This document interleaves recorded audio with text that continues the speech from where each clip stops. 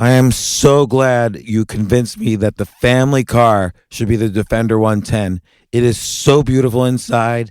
It's so comfortable, and it just feels indestructible. Yes, it really is. I've been waiting a long time for the new model to come out. The Defender 110, I'm telling you, it's my favorite car of all times. It's my third one. You know, I have stories of going off-road. The guy managed the group. He was like, what are you doing in this beautiful car? I'm like, I'm going off-road. He's like, are you sure? Because you can use one of ours. And then they look like Mad Max cars. I'm like, no, we're going to do this. And he was shocked. Wow.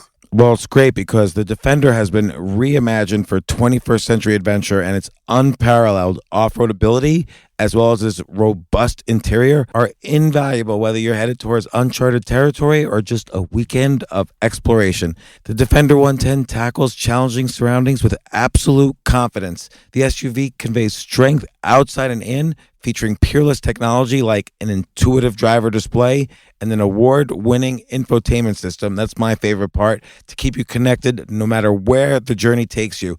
Adventure is unique to everyone, and so is the Defender. Choose from the two-door Defender 90, the four-door Defender 110, or the larger Defender 130 with the ability to seat up to 8 passengers. You'll find uncompromising performance in all three.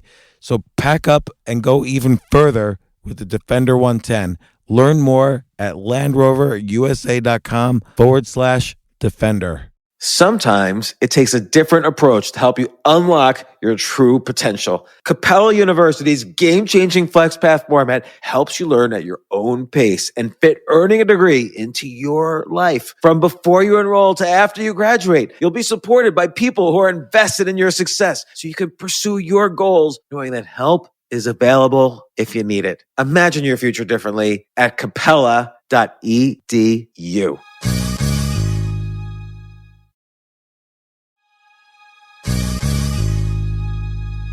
Hey, thanks for tuning into this episode. I have a quick announcement before we get started.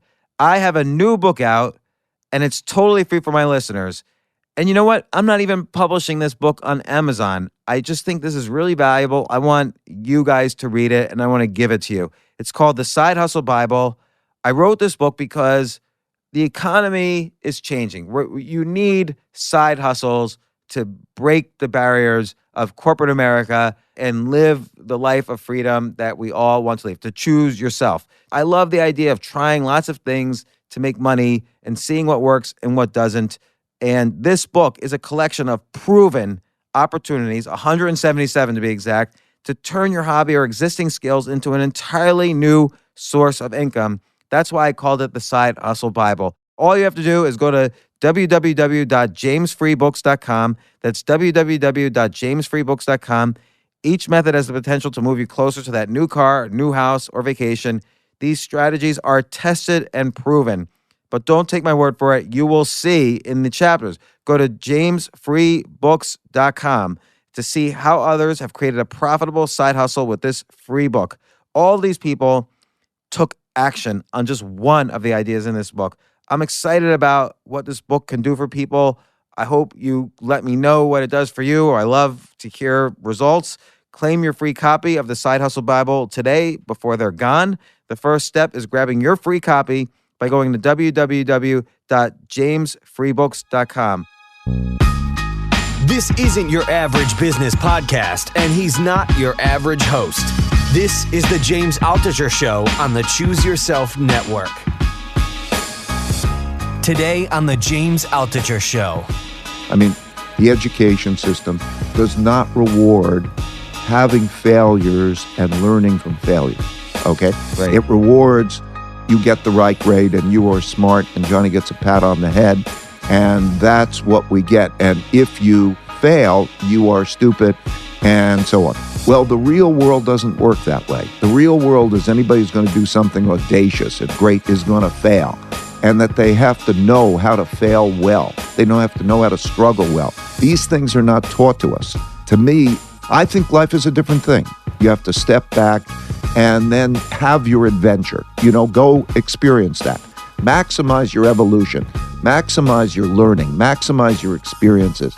I like what you said earlier, Ray, about how it's never too late, but it's hard to all of a sudden be radically open-minded about obstacles, about pursuing new dreams, about starting from scratch. what are some ways for people to gain the courage to start this? Well, first of all, being successful is hard. Having a life that you want is hard. But it's a lot harder not to have the life you want, right? Each person has to decide for themselves.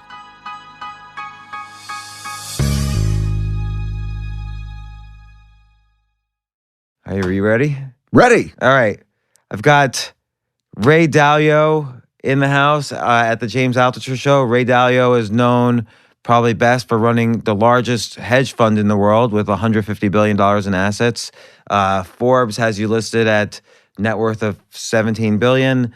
But I really want to talk about your book, Principles, which are the life and work principles plus a little bit of memoir by which you kind of guide your life and build your business and so on. So welcome to the show, Ray. Thanks. Appreciate you having me. Ray, it's a great book. I highly recommend anyone reads this. I want to, actually, you know what? I have just a side question to start out with. How accurate do you think Forbes is about people? Not about you specifically, but just in general. Probably not very. Because, like, how do they come up with that number? They add up fees No, or something? no, yeah. And I guarantee it's not that number. But, it's you're exactly right. I mean, I think they do the best and nobody wants to get into it.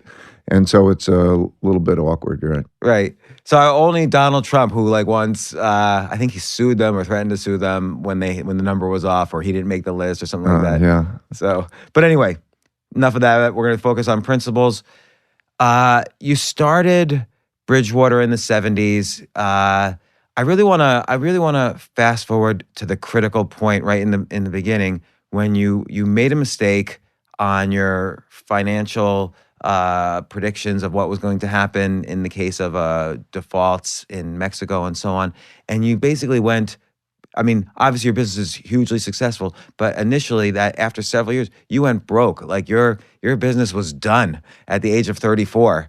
And I can tell you from my own experience, when that happened to me, I kind of just psychologically couldn't handle it. And what I'm really interested in is how you then said, okay, here you had you were in a very similar position to me. You had 2 kids, had a mortgage, and you said, okay, I'm just going to keep on going forward and rebuilding. And you don't really address as much in here the psychology it takes to do that, because I think that's immensely difficult. I think most people don't survive those moments. No, I think you're faced with choices, right? I mean, okay, you still have to decide what you're going to do. Am I going to put on the tie and get on the train and commute to, Wall Street and do that thing, or what am I going to do, right? So you face the choices, and you just have to calm down, and then you have to think carefully, and you have to make a choice. And those are the times where it tests your values, what matters most to you, right?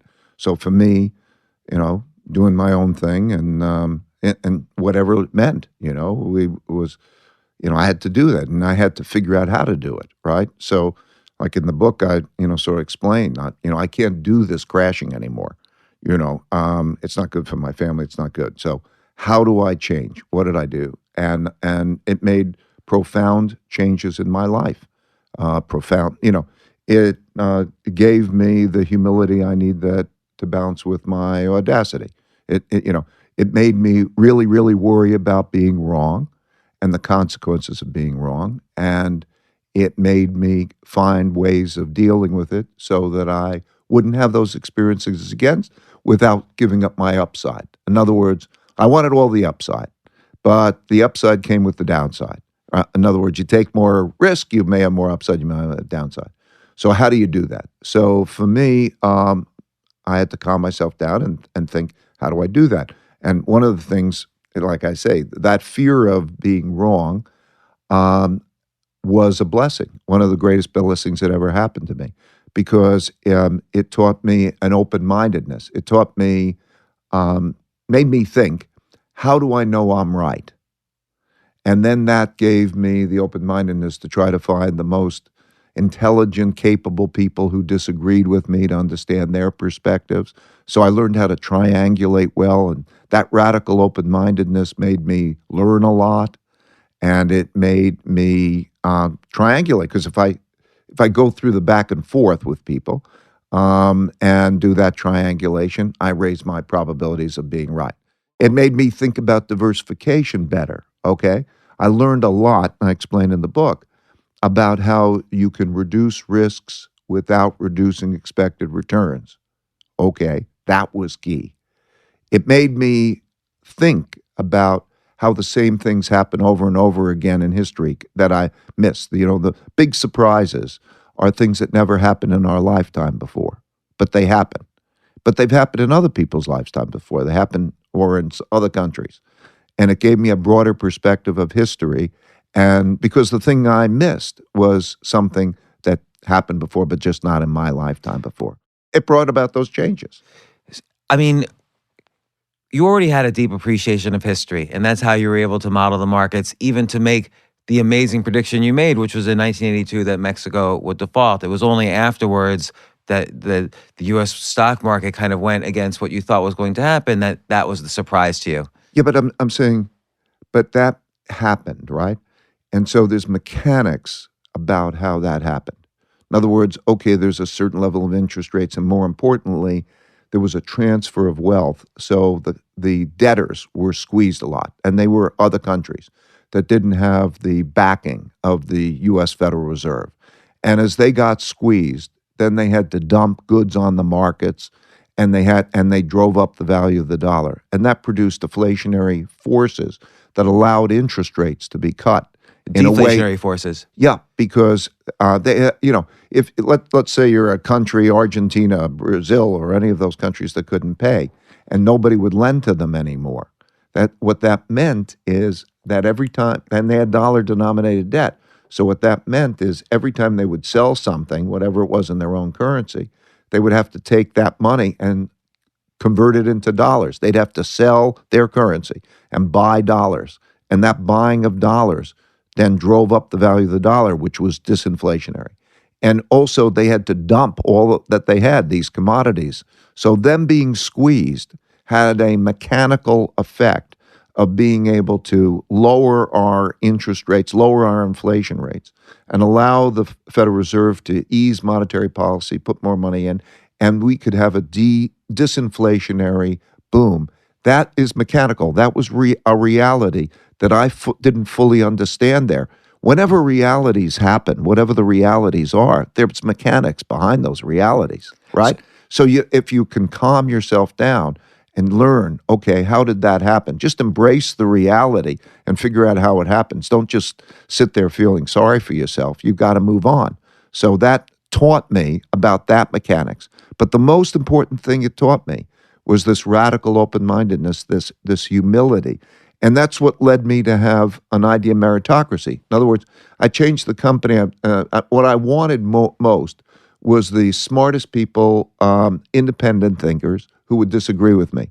Because in order to be right, to add value in the markets, or as an entrepreneur, I was both, one has to deviate from the consensus, because the consensus is built into the price. And the consensus is right a lot, to think you're going to be smarter than everybody who's betting on it, particularly in the markets. A lot of money chases it. You got to be smarter than those people. So you're going to be wrong a fair amount, but that's the game you have to play. So in order to play that game well, or the same with an entrepreneur, what I wanted to do was to get independent thinkers around me, smartest independent thinkers. And I wanted to have thoughtful disagreement and work ourselves through that to raise the probabilities of being right, that we could respect each other and disagree, that disagreement became a joy. And then you would go through that disagreement. You go into the mechanics. So how has history worked? What happened, so that you can make those decisions in the best possible way and learn. Particularly if you're doing it across many different investment asset classes. So if you're making a decision, 10 different decisions that are mutually exclusive of each other, all with smart people, you increase your odds for success without increasing the risk, is your point. Right. And I want to say that that's true for all decision making. In other words, this book is not written for investors. Right. Although there's something there for investors, because I'm an investor. This is true about decision making, because we all have to understand how things work mechanically and whatever. That's our realities. We all got to deal with whatever career we're in. Whatever career we are in, right? And we have to understand those realities, and we have to have principles for dealing with it. So what I learned was every time I would make a decision, I would write down my criteria for making that decision. And I urge your listeners to do that. That's one of the big things I want to pass along. It's very helpful. In other words, here's something that happens, and write down your principles for dealing with it. And that, when I mean principles, they could be high-level principles, but they could also mean just practical principles. If you're skiing, put your weight on the downhill ski, or if you're parenting, you do this thing or that. Know what your principles are, and get them from wherever the best place is to get them, because you don't have to have everything in your head. One of the greatest tragedies of mankind, in my opinion, is individuals being stupidly attached to their own opinions that are wrong, and that they don't put out there and stress test and try to get the best opinions, the best decisions from wherever they come from. I mean, you have some great phrases, which I think are important in your principles.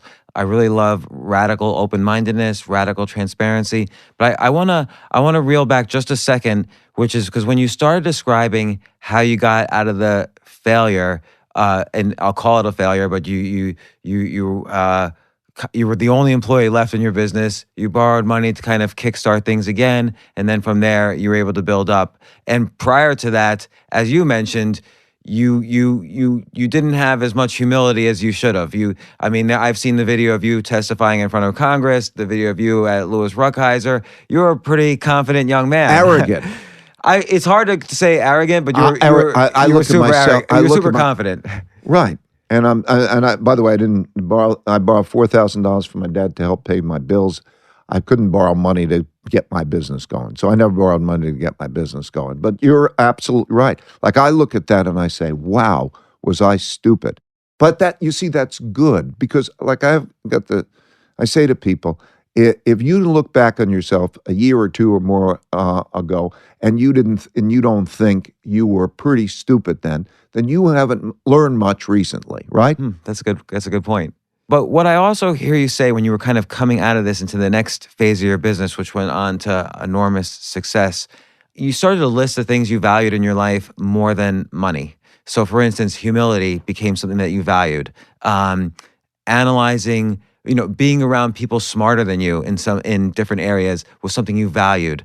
I'm assuming your wife, Barbara, is someone you valued more than money. I mean, it seems to me, and you don't address it as much, but it seems to me a big key to success is the stability of your home life over these 30 years. Like, it wasn't something that was this raging drama for you. You were able to focus on the business. You valued your independence. You didn't want to put on a suit and drive into Wall Street, where there kind of was a guarantee of money there for you. You were a well-known entity. You could have been a big banker somewhere or investment advisor. So some notion of freedom and independence was valuable to you. What else did you value then at that moment, 1982, that helped you kind of psychologically claw your way out of this failure? Well, before I go on to the what else, because I think I want to echo and reinforce your point, because you listed a bunch of things that were really the most important. But even beyond that, look, money only buys you things, so it has no intrinsic value. So you have to decide what you are going for, because money is only to get you some things, right? Right. And all things can't be measured in terms of money. Okay. So, but a lot of young people do equate their self-worth with their net worth. We're kind of like brought up on this, we're kind of put on this moving train as kids, where college, grad school, money, family, and it's hard for many people, it's hard to jump off that train.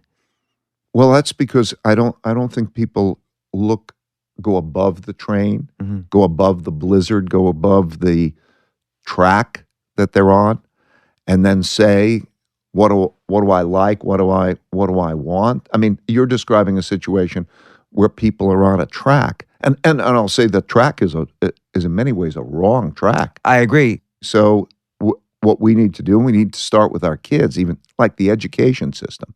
I mean, the education system does not reward having failures and learning from failures. Doesn't reward learning from failures. Okay? Right. It rewards, you get the right grade and you are smart and Johnny gets a pat on the head, And that's what we get. And if you fail, you are stupid, and so on. Well, the real world doesn't work that way. The real world is anybody who's going to do something audacious and whatever, great stuff, is going to fail.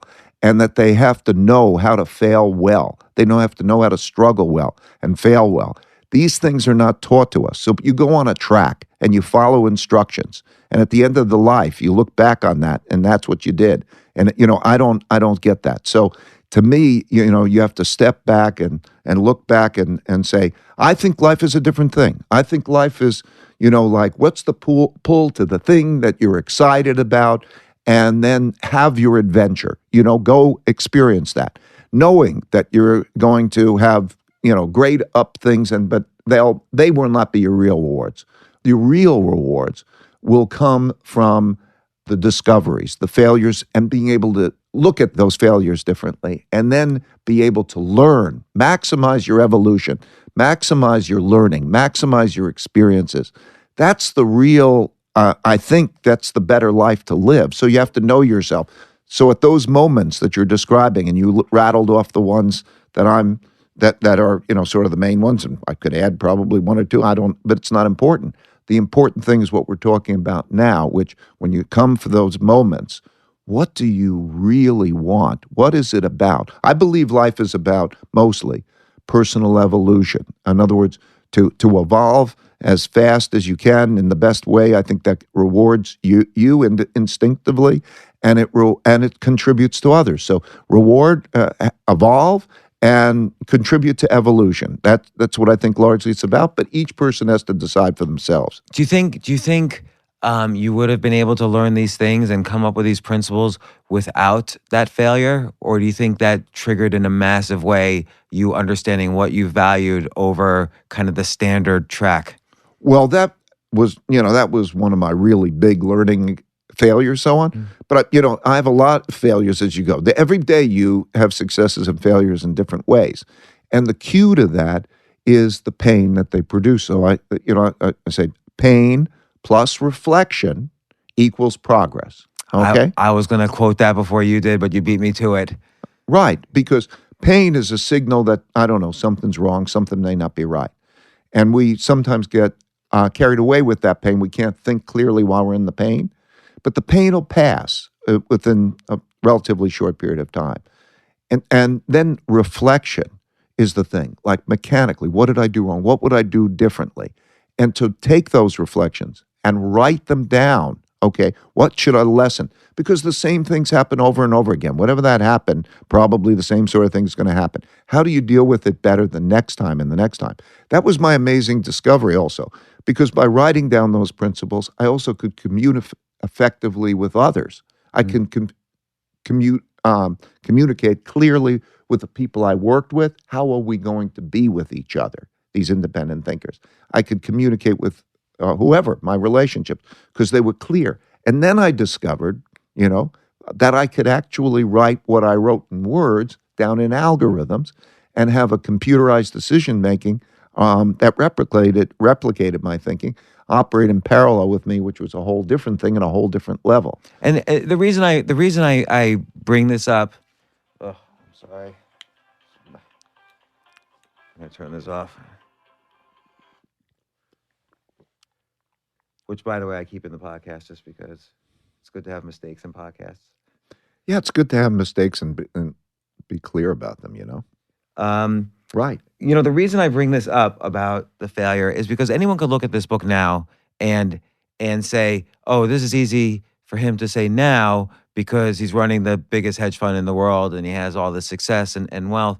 But it's interesting to point out the roots of you writing down these principles happened well before that, happened at a down point. And as you mentioned, pain plus reflection equals progress. So, you have a lot of these kind of equations that are really great. But, part of it is, and you start the book off this way, is kind of defining and understanding what your goals are. And so, some people have goals that are very, what you would not call goals, you would call desires. But how did you and how does someone listening to this kind of say to themselves, hey, I'm on that track that Ray's talking about. I want to get off. How do I figure out now or is it too late for me to determine what my real goals are in life? Oh, it's never too late, and I think we evolve our goals. So where's the pull? Okay, where's that pull?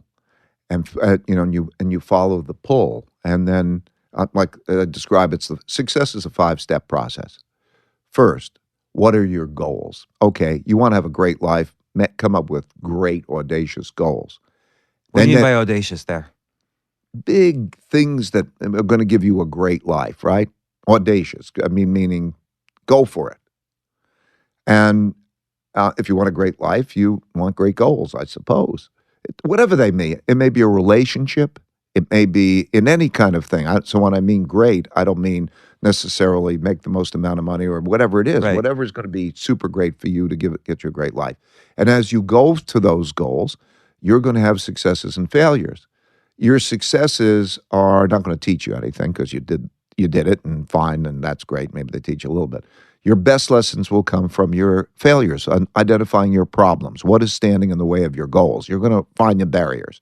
It's like a video game, Okay, now you hit your barriers, and now when you hit the barriers, you have to diagnose those problems, those failures or those problems, to get at their root causes. So, first step, have big goals. Second step, identify your problems and not tolerate your problems.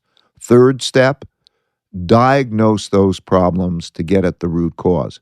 What is the real root cause behind that problem? It may be your own weaknesses. It may be, in other words, that you're standing in the way of solving it. It probably is that you don't have it all in your own head and that you can get other things from others. But get at that root cause. Once you know the root cause, step 3, you can go on to step 4, which is design a way of getting around that. How will you deal with those problems in the future so that you can get around those problems? Diagnose that. So, and then once you have that diagnosis to the root cause, and you're designing. So, step 4 is really designing a path around it. Then you have to push through and do that design. You have to execute that design. And if you do those 5 things, you will have great success, okay? Because that's all it's about. It's this looping I describe in the book, okay? I'm just going to say it one more time. 5 things. Goals, problems. So identify your goals, identify your problems, diagnose your problems to get at the root causes of those problems, design paths around those problems, things that you'll do differently and get around those problems.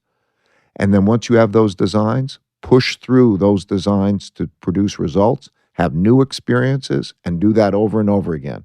And that's what the process of success is. So I want to ask you where I think people have problems on that 5-step path.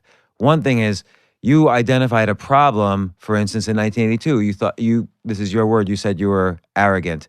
But what was a root cause? And then you designed a way around it, but I didn't hear you say what a root cause of the arrogance was.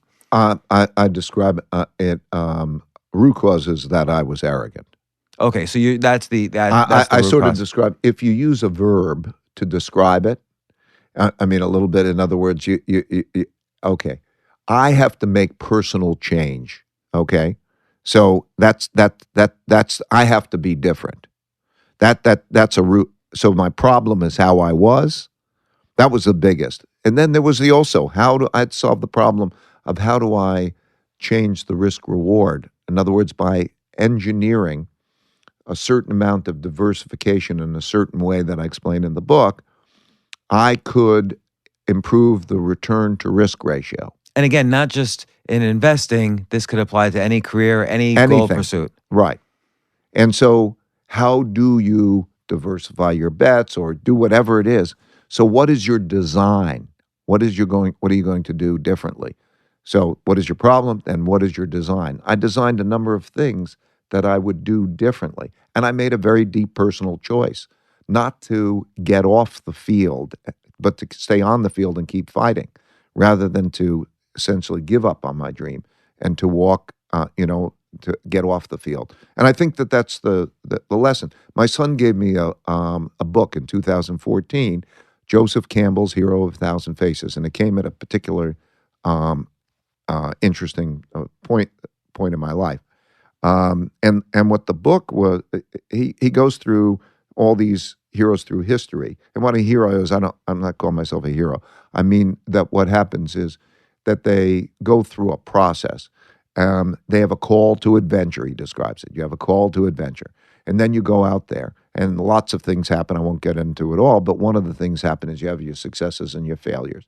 And then when you have your failures, you don't get off the field. You continue on, and you learn from your failures. He has a metamorphosis that he calls it. And I like this stuff rang to me because I related to that. But I was at a juncture in my life, and he describes later in your life that a phase which he says, return the boon. In other words, what he means is that you're at a phase in your life where you learn a bunch of things, and you want to pass those things along to others. Now, at the time, I had acquired all these principles, but I don't like public attention.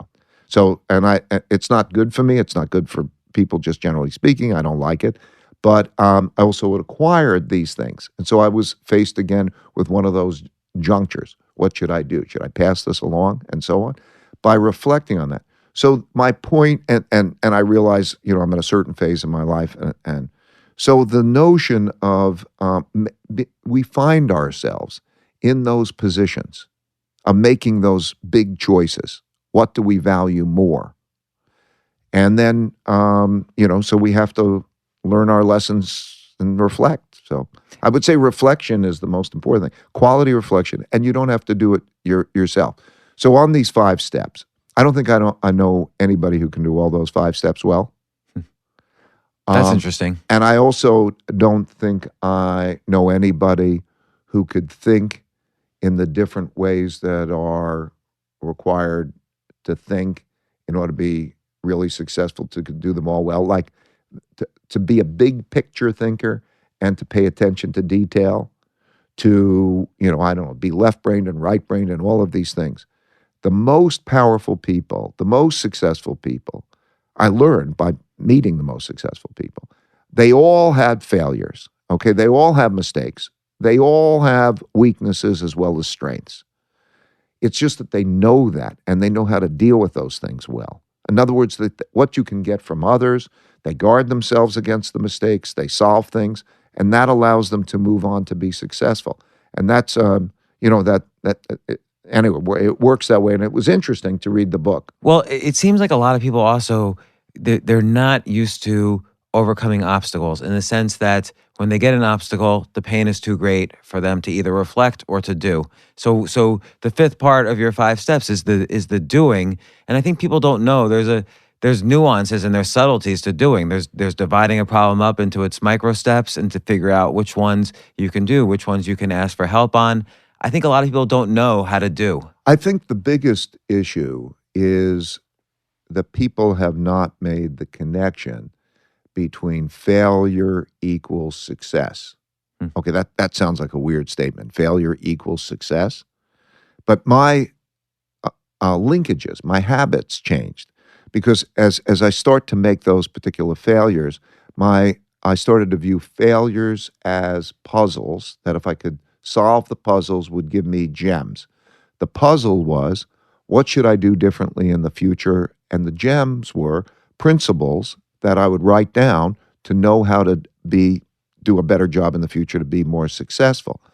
And so my reaction was different. That almost pain became pleasure, if you can understand that, the psychological pain, because I began to associate this process with producing then success. So failure would be a learning experience. So whenever I go into something, I think I could either have a success or I can have a failure, but the failure is equally good or maybe even more valuable than the success. So one way or another, it's going to be a successful experience because the failure then teaches me a lot if I make the most teaching out of it, right? If you want learning and you want improvement, it's going to be that. And it's the opposite of what we're taught in school, because in school, we're basically, taught that that's a bad thing. Right, you have to have an A+ on everything. Yeah. And, if you value what you know and you feel bad about not knowing, that'll stand in the way of your learning. When's that happened to you? Excuse me? What? Give me an example. Well, I think, as you're all growing up and everybody there and everybody has a pride about, it's a common thing that people have a pride in what they know. And if they have a pride and they feel bad that they don't know something, then it stands in the way of learning. Like I wrote in the beginning of the book, the first thing, let me establish the fact that I'm a dumb shit who doesn't know nearly as much as what I need to know in order to be successful. Well, Right? and my realizing that, because what you don't know is much greater than what you do know, right? It's all out there.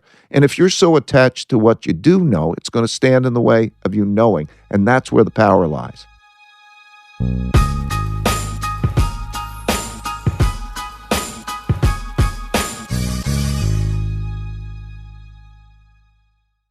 So you bring this up a lot in the chapter, which I think is one of the best chapters in the book, on radical open-mindedness, which requires a certain self-awareness on the part of the person being open-minded. You basically suggest, and I agree with it, to be as whenever you feel inside yourself, oh, I'm disagreeing, I'm getting this gut reaction of disagreeing with somebody, almost practice being open-minded, listening, question your internal beliefs, no matter how strong, and you come up with a whole kind of methodology of how to practice open-mindedness. And it sounds like this was very critical for you as you move forward in your business and success and so on. What I'm curious about is, when has your radical open-mindedness and your sense of the positive aspects of failure, when have you failed on these principles? When did you change a principle because you realized it was wrong? Well, my principles, I don't know, there's a few hundred of them, and they've been refined over a long time. So, like I've been wrong, a lot in various ways, and I refine them. So, when you say when, I can't. It's just so many times. But well, like let's take an example. Like when you had the you mentored somebody to eventually replace you as CEO of BridgeWater. The relationship didn't quite work out. He wasn't quite up for the job. You had to kind of come back. How did that force you to look at your principles, or in terms absolutely of, right? As a, I started BridgeWater and I ran it and so on, and I want to transition well. And so I knew that if I haven't done something 3 times before successfully, I can't assume that I'm going to know how to do it well. So, and I didn't know how to do it well.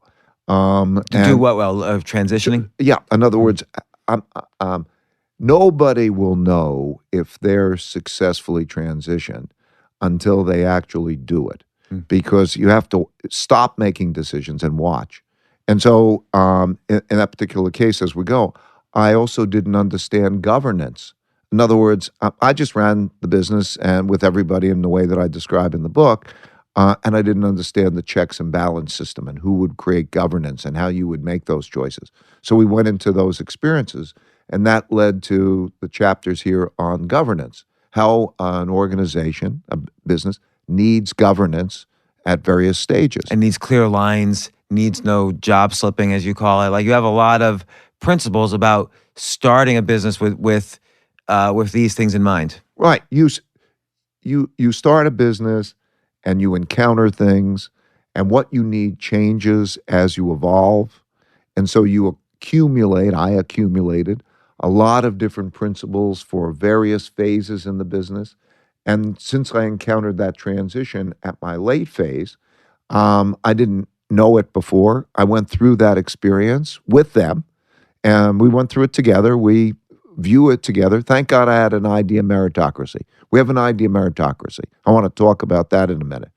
But that idea meritocracy of how you work it through and have thoughtful disagreement and get past your disagreements so that you can find out what the best ways of handling whatever your realities are, that whole thing we were able to go through, and I learned. And so the chapters that are on governance and so on are written there for that phase in the company, and it's a collection of that. But let me ask you this. You were able to have thoughtful disagreement in part, and correct me if I'm wrong, your you were kind of the emperor of your empire, and so people underneath are going to always thoughtfully or attempt as much as possible to thoughtfully disagree with you because they don't want to upset you. No, You don't think that's true? no, it's exactly the opposite, right?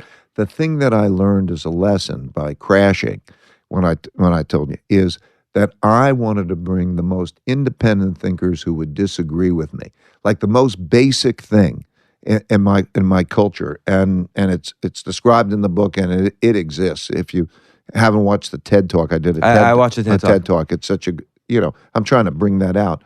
That everybody has the right to make sense of things and challenge everybody else in terms of the thinking in a non-hierarchical way. Because if I didn't have it that way, first of all, I wouldn't get the feedback I need. And secondly, then I'd have a bunch of kiss asses or people who would bottle up their problems, their resentments that we're not doing things because they're not speaking up. Like I couldn't be one of them. I couldn't work with somebody or for somebody if I couldn't honestly ask my questions, probe, say that it doesn't make sense to me, because I couldn't be committed to the mission if I wasn't going to be able to speak frankly. So we have a culture which is exactly the opposite of what you're describing in terms of that. It's a thoughtful, and so let me give you one sentence of what it is.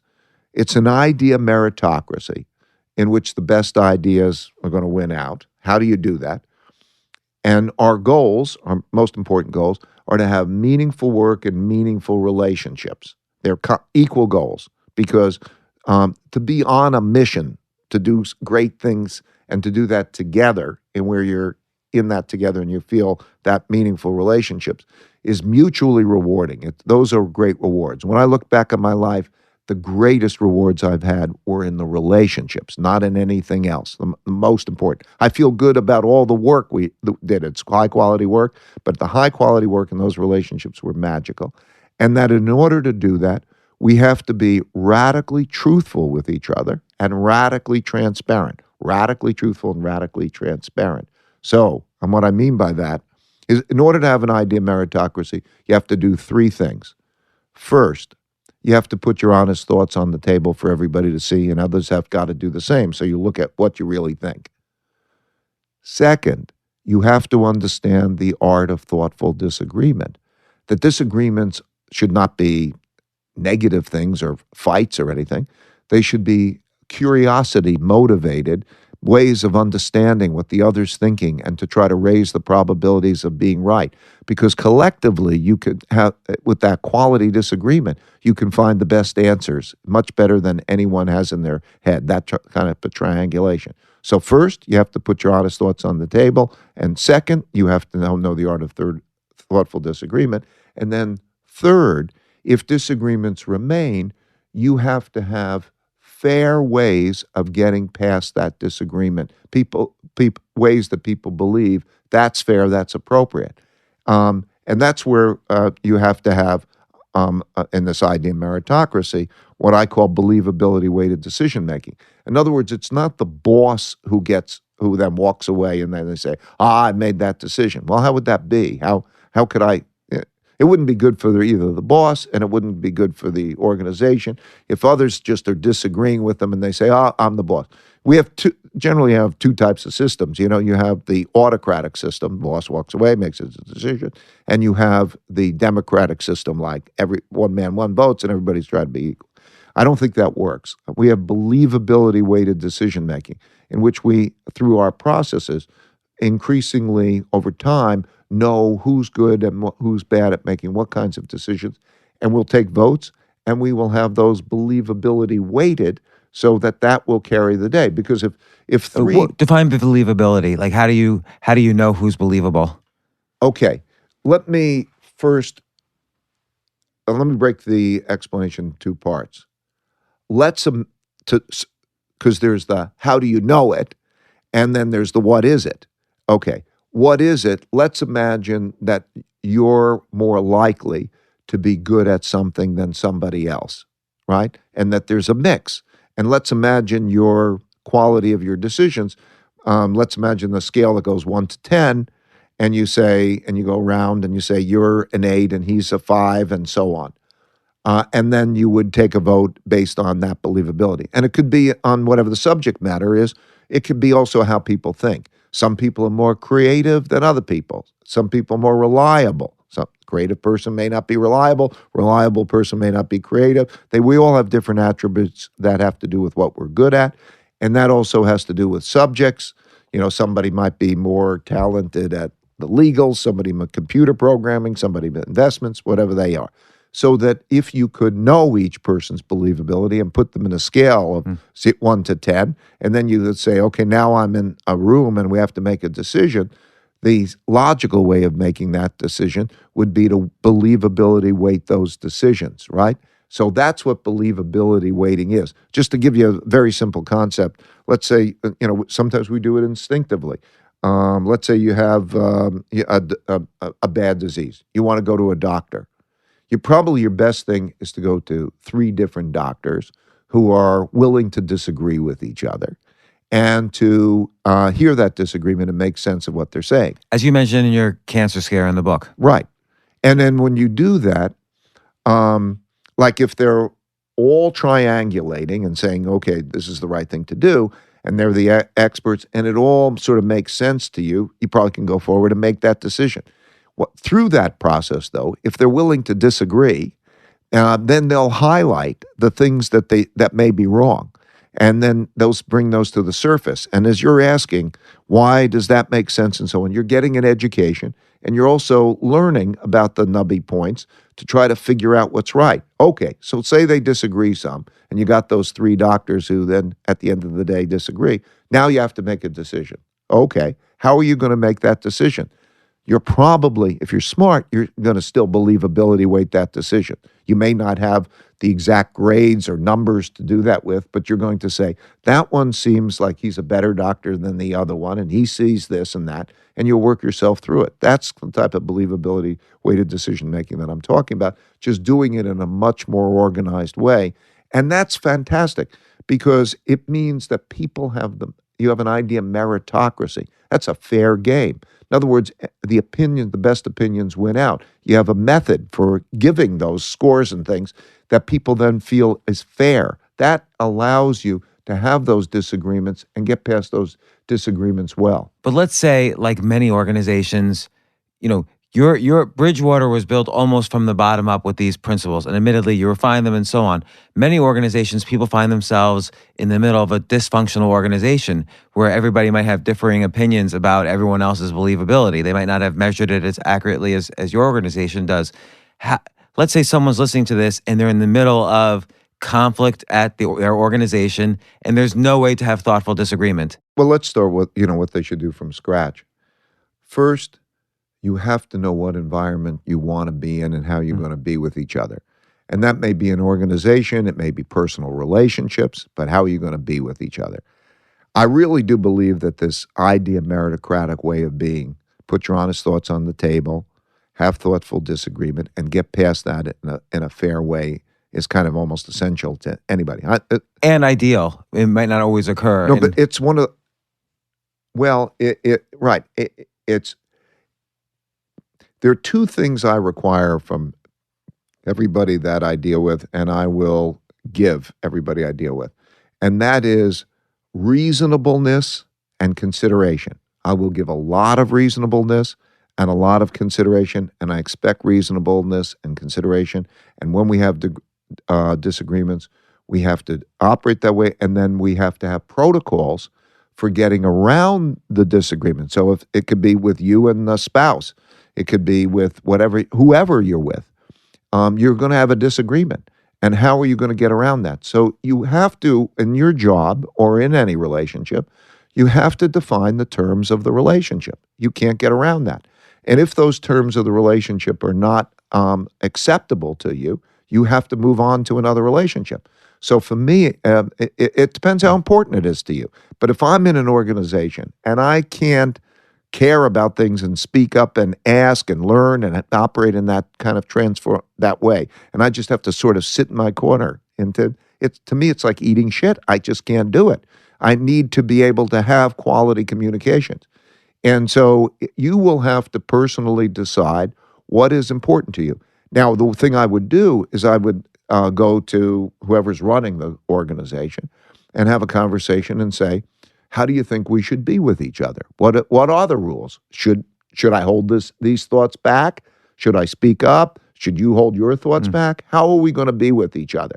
I like that approach of asking the other person for advice on how to resolve the interpersonal problem. It kind of puts them back from the problem a little bit to create this meta answer. Right. You're going to the higher level. Just keep going to the higher level. Like, how should we be with each other? Right? And then you would establish the ground rules. Now, if he says, listen, no, we shouldn't disagree. Hold those thoughts to yourself. I don't want to know about them. Okay. Then ask yourself, is that the environment you want to be in? You can go to environments. I promise you, there'll be environments out there that'll be a lot closer to what's going to be important to your self-actualization, to your well-being, than the environments that are not. So you can make those choices. So you might influence the environment, or you might be in a position where you instead need to move on to wherever you're going to be happiest. So a lot of this suggests, again, from the ground up, you built the organization you wanted to build based on these principles. Then you made it almost algorithmic, so that, particularly on the economic side, I'm assuming you could the computer, the algorithms can help you make investment decisions. And the same on also the people side, the people management interaction side. But I want to emphasize. So there are two things here, and I want to separate them. They're related, though. Do you want to operate idea meritocratically with each other or not? Okay, that's number one. And then you have to decide, a meritocracy, an idea meritocracy is not tangible, is intangible, right? You can't know you're an 8 and I'm a 7. Forget about the numbers thing. It's still the question of how we're going to do with each other. Are we going to put our honest thoughts on the table? Are we going to have the ability to have thoughtful disagreement? And do we have fair, clear protocols for getting around our disagreements? We're going to need those things. I got to have those things. So you have to decide if you want that. Put aside the numbers part. I mean, I just evolved the thing so that I found the numbers and algorithms. So let's keep that as a related but different thing, because anybody could do this. And right now, I could say, well, yes, it's true that I started my company and I did that, and those were the reasons for its success. Okay, that was the reason for my success. That's why I want to pass it along. But there are a number. I won't tell you the names of them, but there are a number of companies right now that are finding their way to move toward these things, because these things are, I think, going to be inevitable. Both of them. And the two things I'm referring to is increasingly the idea of meritocracy and increasing using algorithmic decision-making to make decisions of all sorts. And so the question is, how do you get the version that's right for you? How do you do that? And in the book, I'm sort of explaining, just sit down, determine your terms, okay? Determine your how. Because there's a bunch of principles here that are my experiences. You could use them as reflection. But you can do that. Is it going to be everybody you're working with? Is it going to be a different group? If you have a 15,000 person company, what is that group and how's it going to work? It'll all vary.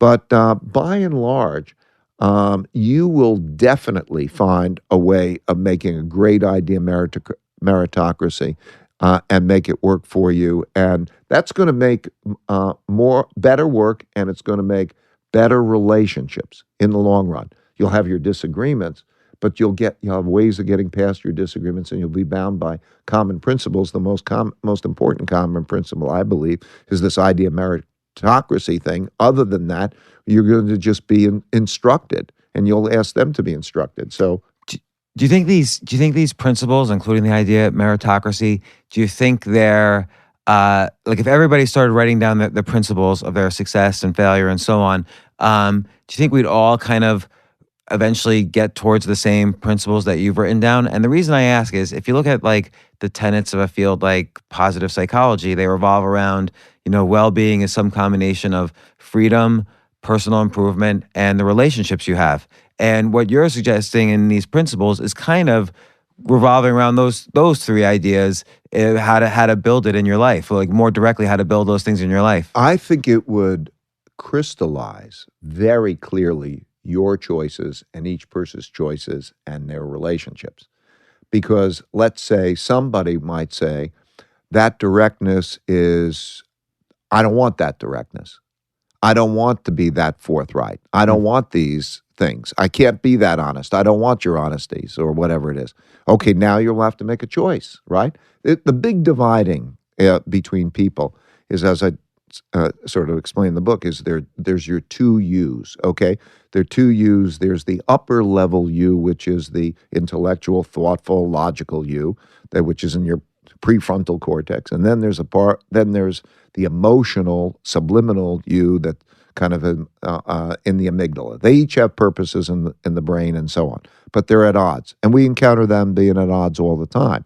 In other words, when we say, let me give the example. If I say to you, I don't think that you're good at this thing. You'd be right. Or whatever that might be. In other words, or we have disagreement. That might be uncomfortable because it goes to the amygdala, and we have a lot of people view disagreement as genetically, it's programmed to view that as a fight, and then they react to that and they say, "I don't want to have the fight," or "I'm fighting." So that the amygdala triggers this fight or flight reaction, and then we go to that. So I don't know that the people are going to make the choices the same way. Some people want different things. Some people want adventure. Some people want safety.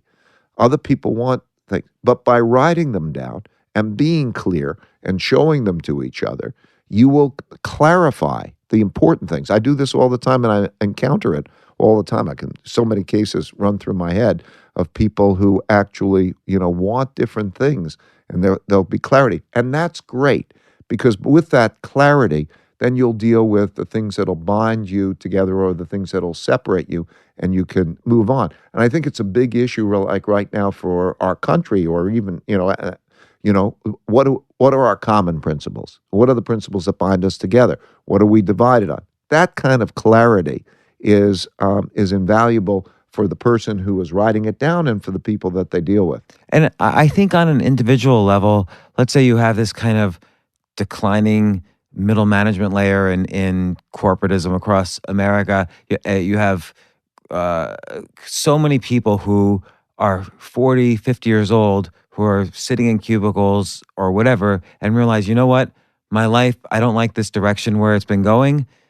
I like what you said earlier, Ray, about how it's never too late. But they're in their patterns in their head. It's hard for them to all of a sudden be radically open-minded about obstacles, about pursuing new dreams, about starting from scratch. What are some ways for people to gain the self-awareness and the courage to start this? Well, first of all, just think about it. Being successful is hard. Having a life that you want is hard. But it's a lot harder not to have the life you want, right? So when faced with the choice, you have to go above the blizzard of all the things that are coming at you. You have to realize just that habit is the main controller of all of us. Habits can be changed typically in about 18 months by a plan. So you have to go above and ask yourself, is this the life I want? Is this joyous? And then how do I deal with it? Taking in the best advice that anybody can give you. And then you really have to choose your habits well. So what's an example? What are some of your positive habits? Now you mentioned them repeatedly in the principles, but what would you recommend? Well, my most positive habit that I was describing before, the cue for me, is that failure equals success. In other words, that I've gotten almost an instinctual reaction to failure, which or problems that says, "Ooh, it's a puzzle I'm going to go solve." You refer to it even as case studies, potential case studies in the book. Yeah, and so it's so I have an instinctual reaction to problems that is, and I'd say overwhelmingly that's my most important beneficial habit. Right? I changed my programming. A habit is a cue. There's some cue, and you associate it with it. There's a good book called Habit. Power of Habit. Charles Duhigg's been on the podcast. Yeah. His book. Yes. Great. It's really valuable, very valuable, because because habit is really what drives us. I mean, in his book, he describes the fact, in fact, that people who lost memory, they had no memory, can be taught by habit because it is one of those things which is so deeply ingrained. So you can choose your habits, and then you can, if you understand how it works, and then you can develop a habit, and then you can, and so developing the right habits. In my case, like I would say, the most valuable habit I learned was, this that mistakes should treat puzzles, and that if I solve them, I will get rewards, or the principles, or things like pain plus reflection equals progress. So pain equals progress. Those kinds of habits were, I would say, my best. And I think it's really valuable, even beyond reading them in here. I think it's really valuable for people to write down their principles. I like how Right. the title of the book is so simple, Principles. And everyone can sit down and write their principles, even if they're the same as yours. I think it's a useful habit. Absolutely. People have to have the principles that are right for them, okay? Now, they can get them from wherever they want to get them. They can write them down themselves, or they can collect them from other people.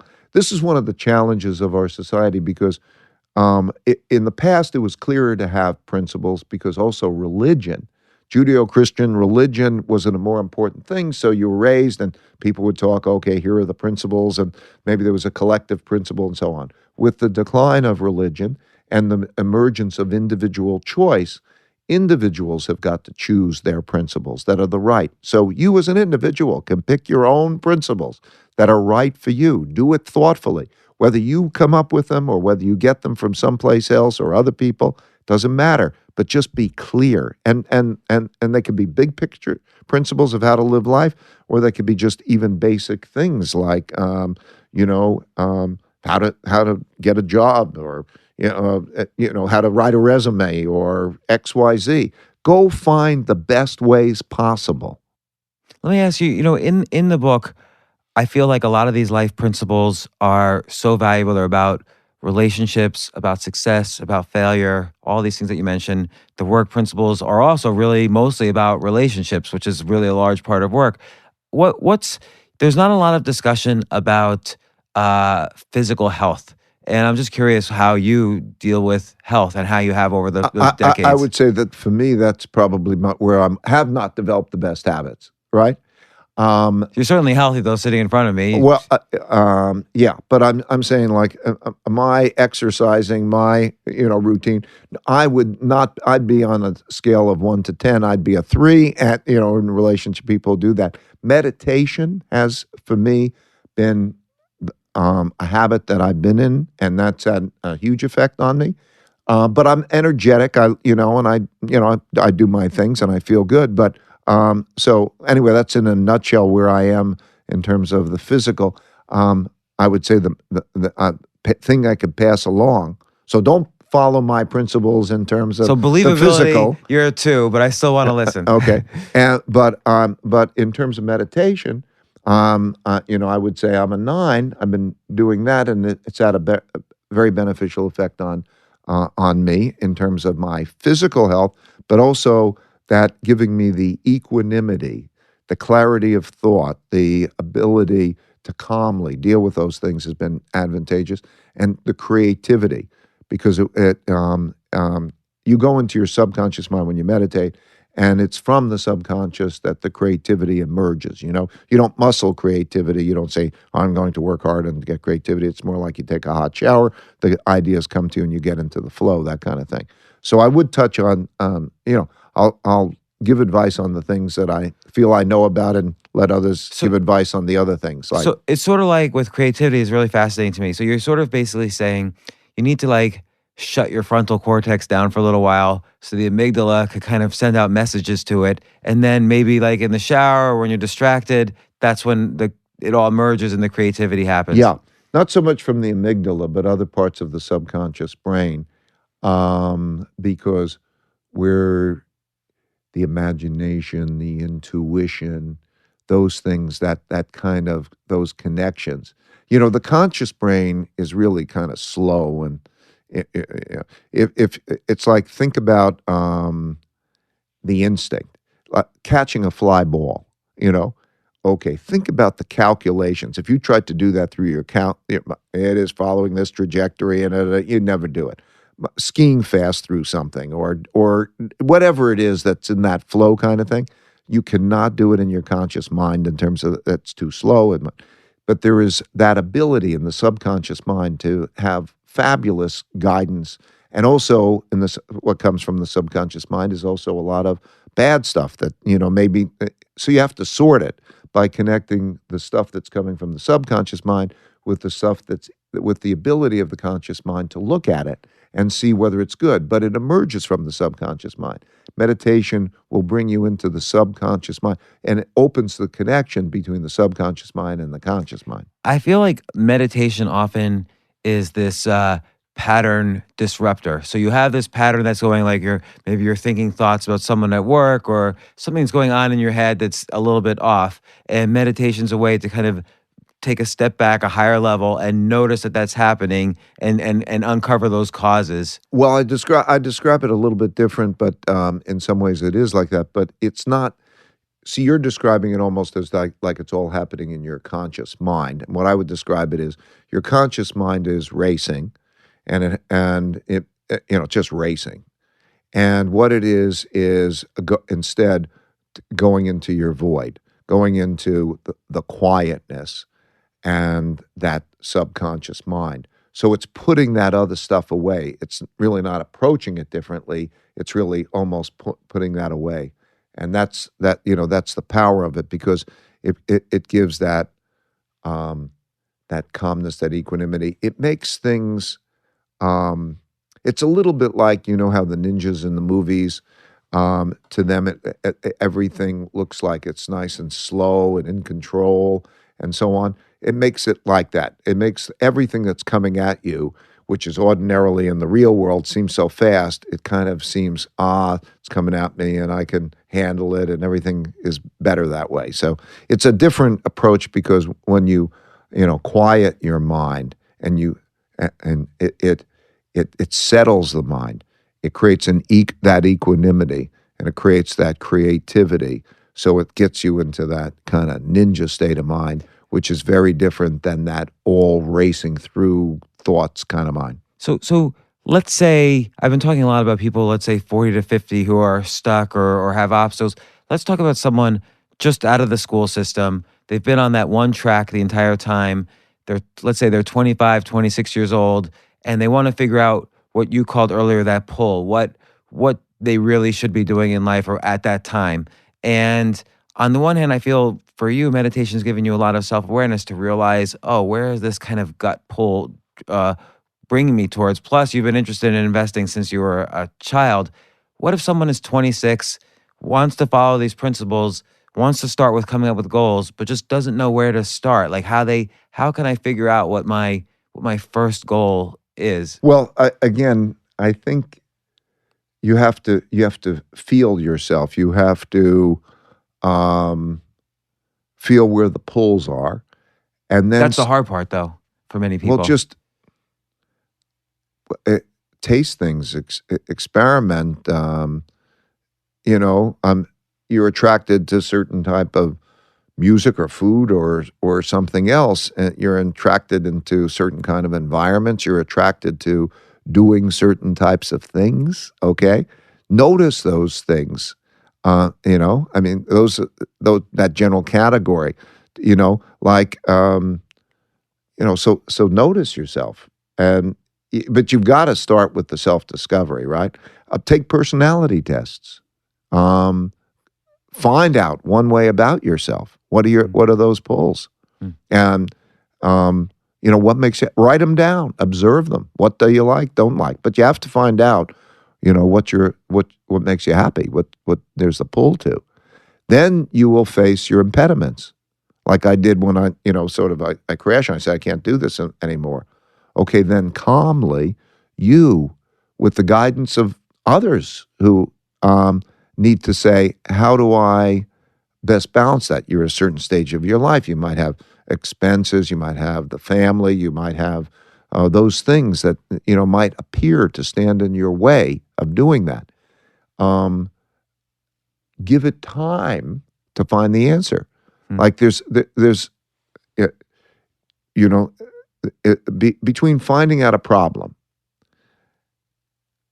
diagnosing it to the root cause, and then designing is going to take a little bit of time. So many people think just because they have a problem, they come up with what their immediate answers to the problems are, and they don't allow enough time between identifying a problem and identifying what to do about it. So you need a quality exploration of, how do I engineer that in the best possible way, and who do I speak with and get the guidance? Because there's always a best path. You just don't know the best path, but there's always a best path. And you have to find out what is the best path using all the resources you can to find that best path. So first you have to know what you want, where the pull is, and then you have to work out, finding out your best path, and then you have to experiment with that path. In other words, you have to go down it, experience it, see how it feels, learn from it, and then continue to move on. You do that over and over again. It's that kind of that looping process that I describe in the book. So we're gonna start to wind things up, but I would be remiss if I don't ask you about the economy. Like, where do you think we're heading? How are we doing? Well, I guess I describe it. I did a 30-minute video on how the economic machine works. By the way, great video. I highly recommend everyone watch this. And I believe that video was the key to you identifying the 2008 crisis, the 1987 crisis. It's all about understanding debt, credit, and so on. Sorry, go ahead. Yeah, because in 30 minutes I could convey the template that any individual can pretty much use that template to find out where we are. But I would describe it, we are, I say three main forces. There's productivity, how we invent things. And if we raise our living standards, it's because we learn how to do things better over a period of time. And around that, there are two big cycles. There is a short-term debt cycle, which we call the business cycle. When there's a lot of slack in the economy, the central bank eases monetary policy, interest rates are down, credit, and they pick up credit, and you accelerate until you start to run out of capacity. And then what they do is they begin to tighten monetary policy. Then you go into the later stage of the cycle. That tighter monetary policy then causes a recession, and you have those cycles that we have. And then they all sort of add up to a big long-term debt cycle, because those little cycles add up, and then we accumulate a lot of debt where, let's say, if you don't have any debt, then you have a lot of borrowing capacity. People will lend each other money, that kind of thing. But when you have more and more debt, more obligations, then there's a problem meeting those obligations, and then we go through the longer-term debt cycle. So if I use that template, try to answer your question very quickly, we are now in that transition, middle part of the cycle, where you've gone from easing monetary policy to tightening monetary policy. From 2008 until 2017, really, central banks pushed down interest rates and pushed out money. They bought $15 trillion worth of financial assets and caused those financial assets to go up in price, and they put liquidity into the system and produced the recovery in the economy that we're experiencing here today. And this is a transition to stop doing that and to start tightening monetary policy. So we are approaching kind of the beginning of the end of that cycle. Unlike 2007, when we calculated that we would have a debt crisis, we don't see a systematic risk. I don't see systematic risk in that same sort of way coming now. But as you are in that late part of the cycle, it will become increasingly difficult for them to get the balance right, because that's what happens in the cycle. They never get it right, and that's why we have cycles. And we have quite a bit of debt. In addition, though, one of the biggest issues that our economy and the world economy faces is the disparity of wealth and opportunity by people. So when we talk about the economy as a whole, it's misleading. There are really two economies. Think of it as, to simplify, I so that we look beyond the averages, what I did is I carved out what the bottom 60% of the economy, the U.S. economy looks like, to say what does that economy look like and what does the top 40% look like, so we could see it at a more granular level. Because these two economies, I'm saying, use that as a simple example, these two economies are very different. The polarity is very different. Top 0.1% of the population's net worth is equal to the bottom 90% combined. And so when you look at that, averages are misleading. So you got to look at that up. And that's what's behind our political and social issues that are here today. In other words, that economy that it's not working for is a problem. And there's a technology is great in making some things productivity better or helping businesses make, but the technology is also replacing people. In other words, that's one of the great things about the technology, and it's one of the terrible things about the technology in a sense. So it's creating a polarity and it's creating a hollowing out. So as time progresses, I don't think it's this year or next, but if you would extrapolate this year, next year, 3 years from now, there's an increasing risk of a downturn. And with that increasing risk and a lot of obligations, a lot of not only debt, but pension obligations, healthcare obligations out there, a lot of obligations, and you have a downturn, not all those obligations I don't think are going to be met. And I think that if you have a downturn, it exacerbates the conflict. It exacerbates the tension between the, kind of the rich and the poor and the social and even geographic conflicts. So that's the picture. It's a world phenomenon. I'm describing the U.S. Europe is going through a certain version of that. China's going to be dealing with its debt issues in the future. Now it's approaching the dealing with that now. So the world is a big place, and they have different things. But if I was to take the world as a whole, that would characterize, broadly speaking, the world as a whole, although they're slightly different. So if you take the U.S., since much of our debt is dollar denominated, and you kind of, even in the book, mentioned the differences between dollar denominated debt and debt that's denominated in the currency of another country, most of our debt and obligations is dollar denominated. If we had a slack in demand, but we're able to print money to meet those obligations, would that kind of buffer the potential downturn? It helps, and that's why we're able to do it. But with there are two things that determine the effectiveness of that. The proximity of interest rates to zero, because when you hit that floor, then you can't use interest rates anymore. And then the second is the sensitivity, the marginal effectiveness of that buying financial assets and having it pass through the economy. And we've really squeezed out most of that, right? Because those purchases of the financial assets have caused them to go up and has brought about where we are kind of today. And if you were going to say now from here, we're going to print a lot more money, its marginal effects would be much less than it did when we took it from 2008. But still, it's the way that we would go and sort of have some sort of an effect. So, that's what it looks like. And sort of related to this, what do you think of this? There's been so much talk and interest in cryptocurrencies as a way to kind of look at some of these issues. What's your view and take on this new asset class?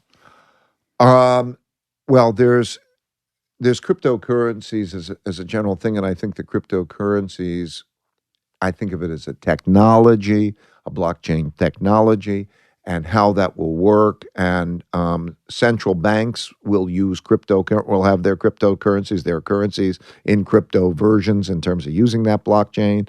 Then there's Bitcoins, Ethereum, and other types of vehicles and so on. So it's a big subject. I'll say the first things are, first, the purposes of a currency, two purposes of a currency are to have a medium of exchange and to have a storehold of wealth.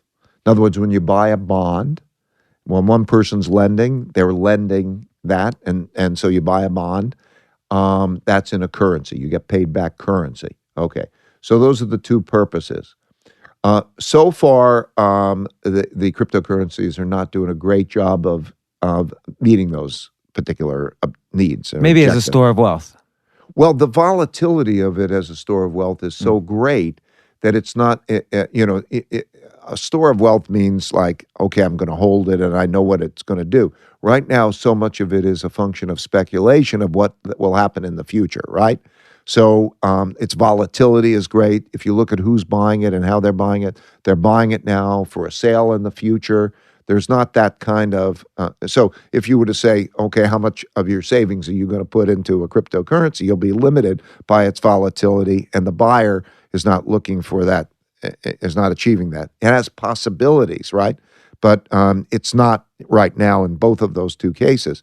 It's not as effective. I would frankly love to see something that was more effective in both of those two cases. Currency, a medium of exchange, you're paying it, great. And I think, and that notion of it not having such a volatility to it, but that's a whole other conversation. And that could be a function of time as well. It could be a just function like the of, internet. Yes, exact. Well, just like the internet. I think it's a lot like the internet.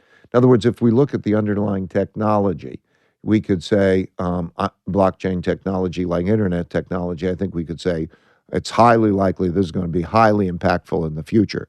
If we say, but it's like the internet, you could say, well, there was BlackBerry, and is one cryptocurrency going to replace another cryptocurrency because it comes along in a different version? So will Ethereum replace Bitcoin, and will something else happen? And all of that means, which .com is going to succeed and which .com won't succeed. There are still those types of questions to be asked, and they have to be worked out. So a lot of people, could speculate on what it is. I think, of course, there's a lot of pros and cons, but it can be the .com experience, right? You can have a .com bubble, and yet on the other hand, you can have that wonderful revolution in a sense that is that internet.com revolution. So now you could see, how Amazon is replacing retailers in a very real way. Those two things can exist, and you can be in a bubble too. So, I think that, that's my thoughts in a nutshell. So I wanna close with one other of your formulas. I'll get to it actually right here. You have the one that's dreams. Okay, yeah. Dreams plus reality plus determination equals a successful life. What I mean by that is you have your dreams. What do you want? You have to have that. Number two is you have to understand and deal with reality well to get your dreams. So you'll figure out how to do it. You'll write your principles down of how to deal with reality, but you got to deal with reality well. And radical open-mindedness is related to this as well. Right. So you have your dreams. You have to deal with reality. And if you have enough determination so that you keep learning how to deal with reality better, you keep going around and around, you keep doing that over a period of time, you will have a successful life. I guarantee it. Well, Ray Dalio, this book, Principles, is a must-read.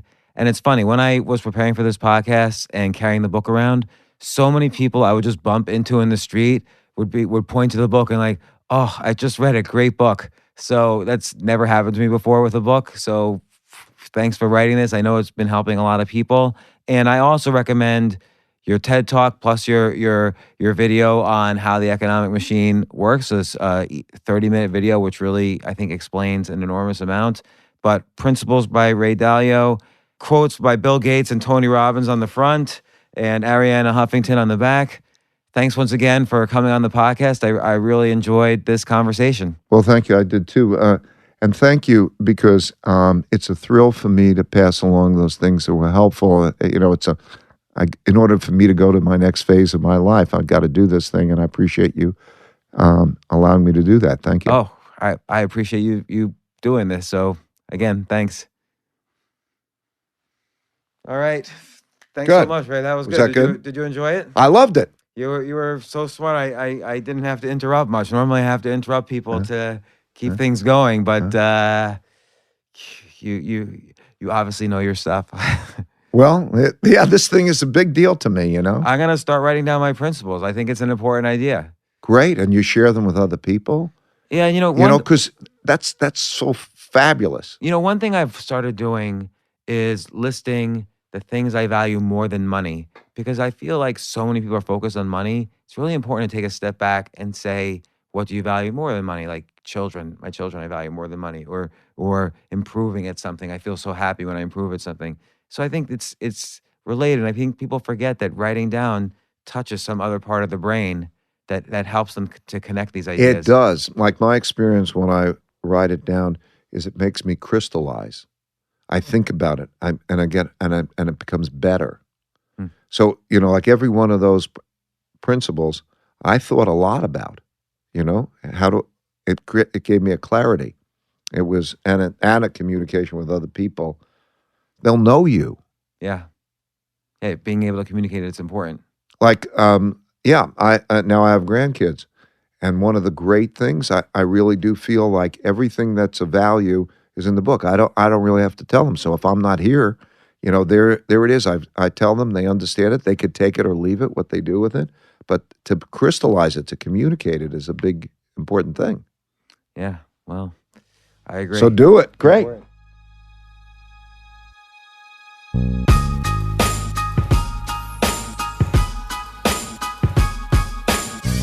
Hey, hold on. Before you go, don't forget I'm giving out for free whatever copies I have left of the Side Hustle Bible.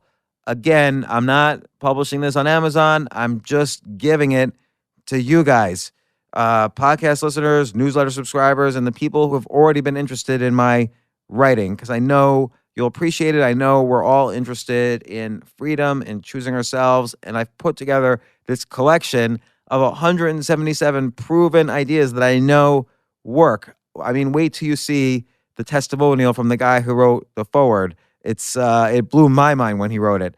So if you've ever wondered what life would be like if you were able to make money while you slept, or while you were spending time with your family, or wonder what it would be like to turn something you love into a new income stream, or even find out what you love that you could monetize, you need this book because I wrote it for you. You can get it right now at jamesfreebooks.com. That's jamesfreebooks.com to claim your free copy of the Side Hustle Bible. Do it now. It's jamesfreebooks.com. AI might be the most important new computer technology ever. It's storming every industry, and literally billions of dollars are being invested. So buckle up. The problem is that AI needs a lot of speed and processing power, so how do you compete without costs spiraling out of control?